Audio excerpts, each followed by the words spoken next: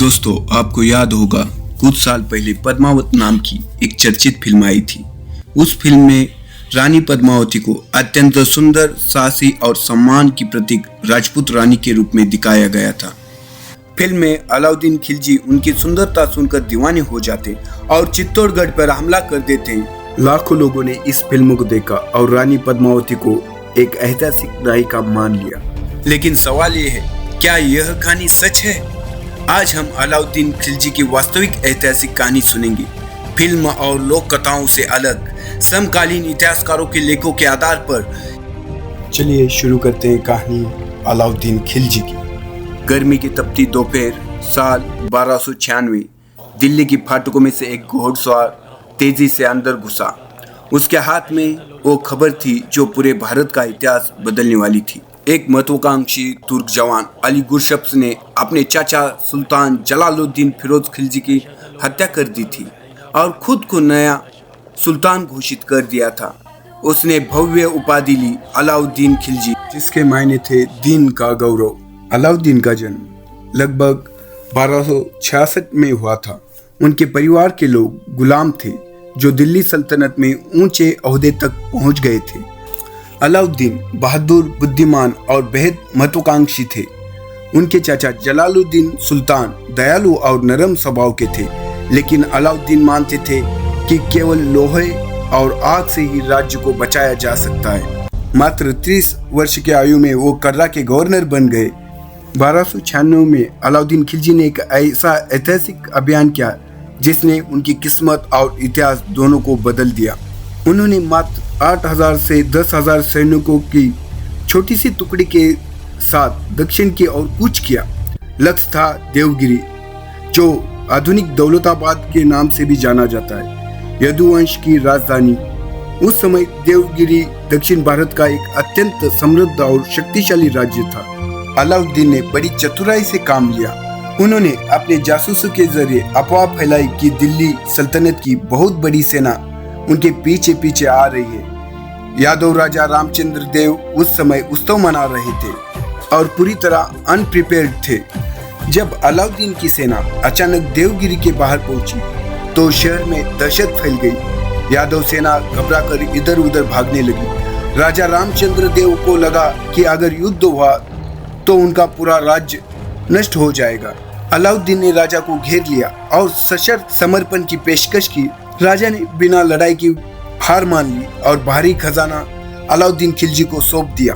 उस खजाने में ढेर सारा सोना और चांदी, अनगिनत हीरे जवाहरात और मोती, सैकड़ों हाथी, हजारों घोड़े, कीमती रेशम और अन्य बहुमूल्य सामान था। यह खजाना इतना विशाल था कि अलाउद्दीन ने सैकड़ों ऊंटों और हाथियों पर लाद कर उसे कर्रा वापस भेजा। इसी खजाने के बल पर अलाउद्दीन खिलजी ने अपने चाचा की हत्या की योजना बनाई। 20 जुलाई 1296 को कर्रा के पास उन्होंने अपने चाचा जलालुद्दीन को दावत पर बुलाया। जब बूढ़े सुल्तान ने गले लगाया तब अलाउद्दीन के सिपाहियों ने उन पर हमला किया। चाचा का सिर भाले पर चढ़ा दिया गया। कुछ दिनों में अलाउद्दीन दिल्ली पहुंचे और सिंहासन हथिया लिया। सुल्तान बनते ही अलाउद्दीन के सामने सबसे खतरनाक चुनौती आई मंगोलों की। चंगेज खान की मौत के बाद भी मंगोल साम्राज्य का चगताई खानत नामक हिस्सा मध्य एशिया में अभी भी अत्यंत शक्तिशाली था। उन्होंने भारत को अपनी लूट की सबसे आसान जगह मान लिया था।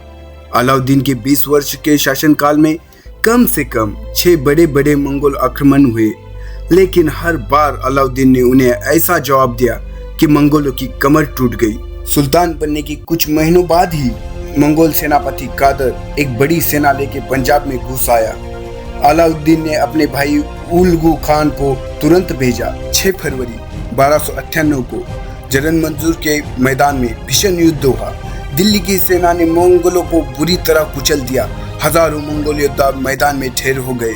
जो कैदी बचे उन्हें दिल्ली लाया गया और सार्वजनिक रूप से फांसी दी गई ताकि पूरे शहर को संदेश मिल जाए कि अब मंगोल आसानी से भारत नहीं आ सकेंगे। इसी साल मंगोल नेता सिल्दी ने सिंध प्रांत के सेहवान किले पर अचानक कब्जा कर लिया। अलाउद्दीन ने अपने बहादुर सेनापति जफर खान को भेजा। जफर खान ने तेजी से हमला कर किला वापस छीन लिया और मंगोलों को भारी नुकसान पहुंचाया। 1299 में मंगोलों ने फिर एक बार किली पर हमला किया। किली की लड़ाई अलाउद्दीन के शासन की सबसे प्रसिद्ध लड़ाई थी। चगताई शासक दुआ ने अपनी सबसे बड़ी सेना कुतलुक ख्वाजा के नेतृत्व में दिल्ली पर छोड़ दी। मंगोल सेना दिल्ली के बहुत करीब तक पहुंच चुकी थी। अलाउद्दीन खुद दिल्ली से निकले और किली नामक जगह पर अपनी सेना के साथ डेरा डाला। दोनों सेनाएं सामने थी। अलाउद्दीन रक्षात्मक रणनीति पर थे, लेकिन उनके वीर सेनापति जफर खान ने बिना किसी हुक्म के मुट्ठी भर सैनिकों के साथ मंगोलों पे हमला किया। जफर खान ने उस दिन शेर की तरह लड़ाई लड़ी। उन्होंने मंगोलों को भारी नुकसान पहुंचाया। मंगोल सेना हिल गई, लेकिन अंत में जफर खान घिर गए और वीरतापूर्वक शहीद हो गए। मंगोल नेता कुतलुक ख्वाजा गंभीर रूप से घायल हो गया और वापसी के रास्ते में ही मर गया। अंततः मंगोल सेना टूटकर भाग निकली। ये अलाउद्दीन की पहली बड़ी व्यक्तिगत जीत थी। इस जंग के 4 साल बाद मंगोलों ने दिल्ली को फिर घेर लिया। ये दिल्ली के लिए सबसे डरावना समय था। ये सबसे भयानक हमला तब हुआ जब अलाउद्दीन चित्तौड़गढ़ की घेराबंदी में व्यस्त थे। मंगोल सेनापति तारागाई ने विशाल सेना लेकर दिल्ली को चारों तरफ से घेर लिया था। जैसे ही अलाउद्दीन को खबर मिली, वो तेजी से लौटे और उन्होंने अर्ध बने सिरी किले में रुकने का फैसला लिया। पूरे 2 महीने तक मंगोल दिल्ली के आसपास लूटपाट करते रहे, गांव जलाते रहे, खेत उजाड़ते रहे, लेकिन अलाउद्दीन ने किले से बाहर निकलने से इनकार कर दिया। मजबूत दीवारें, युद्ध हाथी, अनुशासित सैनिक मंगोलों को अंदर घुसने नहीं दे रहे थे। आखिरकार भोजन की कमी, बीमारियां और लगातार बारिश के कारण तारागाई को मजबूरन पीछे हटना पड़ा। दिल्ली बच गई। इस घटना के 2 साल बाद ही फिर मंगोलों ने अमरोहा की तरफ कूच किया। मंगोल खान दुआ ने अली बेग और तारतक के नेतृत्व में 30,000 से 50,000 घोड़सवारों की सेना भेजी। 20 दिसंबर 1305 को अमरोहा के पास भयंकर युद्ध हुआ। दिल्ली की सेना ने मंगोलों को बुरी तरह हराया। हजारों मंगोल मारे गए। अली बेग और तारतक समेत 8,000 से 9,000 मंगोलों को जिंदा पकड़ा गया।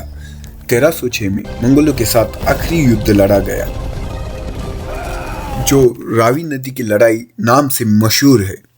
चगताई खान ने दुआ ने बदला लेने के लिए 50,000 से 60,000 घोड़सवारों की विशाल सेना भारत भेजी। यह अलाउद्दीन खिलजी के शासन का अंतिम बड़ा मंगोल आक्रमण था। मंगोल सेना सिंधु नदी पार करके मुल्तान क्षेत्र में घुसी और रावी नदी के किनारे किनारे लूटपाट करती हुई आगे बढ़ी। अलाउद्दीन खिलजी ने तुरंत अपने सबसे भरोसेमंद सेनापति मलिक काफूर को मुख्य कमान सौंपी। गाजी मलिक के साथ गयासुद्दीन तुगलक सहित अन्य अनुभवी कमांडर उनके साथ थे। दिल्ली की सेना ने रावी नदी के तट पर मंगोलों को रोका। मंगोल पानी और चारे की कमी से पहले ही कमजोर पड़ चुके थे। यहाँ भयंकर युद्ध हुआ। मलिक काफूर की सेना ने मंगोलों को घेरा और तेजी से हमला बोल दिया। मंगोल सेना पूरी तरह बिखर गई। कोपेक समेत हजारों मंगोलों को जिंदा पकड़ा गया। इतिहासकारों के अनुसार इस युद्ध में 50,000 से 60,000 मंगोल सैनिक मारे गए और केवल कुछ हजार ही बचकर भागने में सफल हुए। लड़ाई के बाद दिल्ली की सेना ने आक्रामक रुख अपनाया और पीछा करते हुए मंगोल क्षेत्र में घुस गई। वहां उन्होंने भारी नुकसान पहुंचाया। बंदी कोपक को दिल्ली ले जाकर हाथी के पैरों के तले कुचल दिया। यह अलाउद्दीन खिलजी की मंगोलों पर सबसे बड़ी और निर्णायक जीत थी। इस अभियान के बाद चगताई खानत में आंतरिक कलह बढ़ गई और भारत पर बड़े पैमाने के मंगोल आक्रमण लगभग हमेशा के लिए समाप्त हो गए। 1306 के बाद अलाउद्दीन के शासनकाल में मंगोलों ने भारत पर कोई बड़ा हमला नहीं किया। मंगोलों को हराने के बाद अलाउद्दीन खिलजी ने अपनी सेना में क्रांतिकारी बदलाव किए। घोड़ों की स्थायी सेना बनाई, उनकी ब्रांडिंग की गई, सीमा पर मजबूत किले बनवाए, जासूस तंत्र खड़ा किया। और अलाउद्दीन खिलजी एकमात्र ऐसे शासक हैं जिन्होंने मंगोलों को 6 बार हराया, मंगोलों को भारत से डरना सिखा दिया। अलाउद्दीन खिलजी के समय में अमीर खुसरो एक महान कवि गुजरे, जिन्होंने तूतीए हिंद में अलाउद्दीन के विजयों का वर्णन किया है। वो लिखते हैं कि सुल्तान ने अपनी सेना को हर जगह जीत दिलाने के लिए भेजा। कोई भी हमारी शक्ति को रोक नहीं सका। खुसरो अलाउद्दीन को दुनिया का सुल्तान, युग का विजेता, जनता का चरवाहा कहते थे। मंगोली के हार पर उन्होंने लिखा कि सुल्तान की तलवार के आगे मंगोल के घोड़े भी कांप जाते थे। वो आगे कहते हैं, सुल्तान ने मंगोलों को ऐसा सबक सिखाया, अब वे भारत की ओर देखने की हिम्मत भी नहीं करते। उत्तर सुरक्षित होने के बाद अलाउद्दीन की नजर दक्षिण की अमीर रियासतों पर पड़ी। उन्होंने अपने सबसे वफादार सैनिक मलिक कफूर को भेजा। विरंगल ने भारी खजाना और श्रद्धांजलि देकर दिल्ली की अधीनता स्वीकार की, जबकि द्वार समुद्र ने भी विशाल भेंट प्रस्तुत की। दिल्ली सल्तनत की सेनाएं मदोर पांड्य तक पहुंच गई। पहली बार दिल्ली सल्तनत की फौज भारतीय प्रायद्वीप के दक्षिण छोर तक पहुंची। इसके बाद बारी आई चित्तौड़गढ़ की। 1303 में अलाउद्दीन खिलजी ने मेवाड़ के सबसे शक्तिशाली और रणनीतिक किले चित्तौड़गढ़ पर अभियान शुरू किया, जो राजपूताना की सबसे मजबूत रक्षा स्थलों में से एक माना जाता था। 28 जनवरी 1303 को वह विशाल सेना के साथ चित्तौड़गढ़ पहुंच गए और किलों के चारों तरफ से घेर लिया। पहाड़ी पर स्थित यह दुर्ग प्राकृतिक रूप से अत्यंत सुरक्षित था, जिसकी वजह से सीधा आक्रमण कठिन था, इसलिए घेराबंदी की नीति अपनाई। लगभग 8 महीनों तक चली इस लंबी घेराबंदी में किले के भीतर पानी, अनाज और रसद की भारी कमी होने लगी, जबकि बाहर दिल्ली की सेना लगातार दबाव बनाई हुई थी। इस दौरान कई बार भीषण युद्ध हुए, जिनमें राजपूत योद्धाओं ने असाधारण वीरता दिखाई, लेकिन लगातार हमलों के कारण उनकी स्थिति कमजोर होती गई। अंततः 1303 में दिल्ली सल्तनत की सेना किले की रक्षा पंक्ति को भेदकर भीतर प्रवेश करने में सफल हो गई। इस युद्ध में रावल रतन सिंह पराजित हुए और चित्तौड़गढ़ पर अलाउद्दीन खिलजी का कब्जा हो गया। अलाउद्दीन खिलजी ने इस किले की कमान अपने पुत्र खिज्र खान को सौंप दी, जिससे चित्तौड़गढ़ दिल्ली सल्तनत के प्रत्यक्ष नियंत्रण में आ गया। यहाँ से इतिहास और लोक कथा अलग हो जाते हैं। समकालीन इतिहासकार अमीर खुसरो, जो खुद अलाउद्दीन के साथ इस अभियान में मौजूद थे, अपनी किताब खजाइनुल फतुह में चित्तौड़गढ़ की विजय का वर्णन करते हैं, लेकिन उन्होंने कहीं भी रानी पद्मावती या किसी रानी की सुंदरता का जिक्र नहीं किया।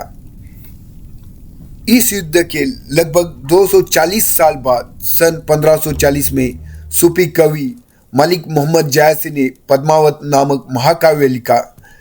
इसमें उन्होंने रानी पद्मावती को चित्तौड़गढ़ की बेहद सुंदर रानी बताया और पूरी कहानी को अलाउद्दीन की ललक पर आधारित कर दिया। एक कहानी पूरी तरह काल्पनिक है। आधुनिक इतिहासकार इस लोक कथा को स्पष्ट रूप से अस्वीकार करते हैं। उनके अनुसार असली हमले का कारण राजनीतिक और सैन्य था। अलाउद्दीन एक शक्तिशाली साम्राज्य का विस्तार करना चाहते थे और चित्तौड़गढ़ जैसे महत्वपूर्ण किले को नियंत्रण करना उनके लिए जरूरी था। इस कहानी का तात्पर्य यही है कि पद्मावती की कहानी बहुत सुंदर और भावुक है, लेकिन ऐतिहासिक सच्चाई से कोसों दूर है।